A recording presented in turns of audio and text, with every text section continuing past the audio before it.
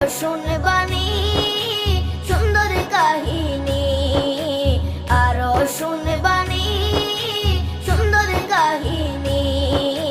জান্নাতের ওই রুমে রুমে লেখা নবীর নাম, জান্নাতের ওই রুমে রুমে লেখা নবীর নাম। নবী রহমতে আলম নূরে মুজাসসম, রহমতে আলম নূরে মুজাসসম।